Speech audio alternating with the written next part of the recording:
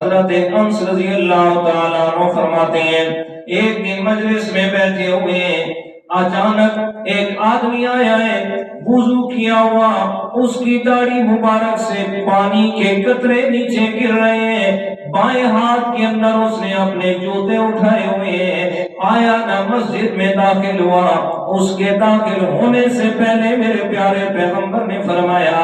ابھی ایک آدمی جو مسجد میں داخل ہونے والا ہے، میرے صحابہ اگر کسی نے جنتی دیکھنا ہو تو وہ آنے والے آدمی کو دیکھ لیجئے۔ فرمایا ہم نے دیکھا وہ آیا ہے، نماز ادا کی، نماز ادا کرنے کے بعد چلا گیا۔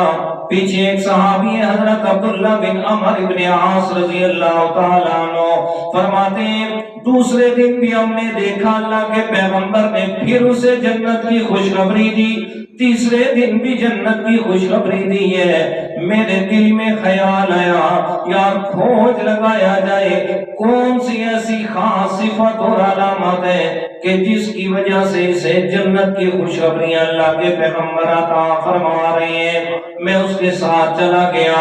وہاں جا کے گھر میں رہنے کے لیے درخواست کی، مہمان ہوں آپ کے پاس ٹھہرنا چاہتا ہوں۔ کہتے میں نے 3 دن وہاں اس کے پاس رہ کے اس کے سارے اعمال دیکھے، نماز بھی ہماری طرح پڑھتا ہے، اس کے علاوہ تہجد بھی جو ہم پڑھ رہے ہیں، باقی فرض کے علاوہ کوئی اور خاص نماز کے اندر بھی شغف نہیں ہے۔ فرمایا بالآخر تیسرے دن میں نے اسے سوال کیا یار یہ تو بتانا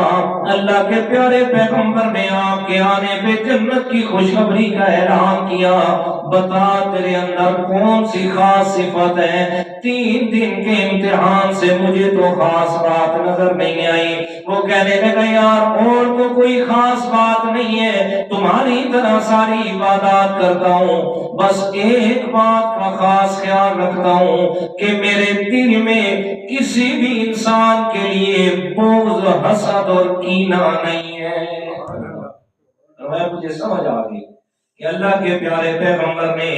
اسی صفت کی وجہ سے اس کے لیے جنت کا اعلان فرمایا ہے، جنت کی بشارت دی ہے۔ فرمایا اسی صفت پر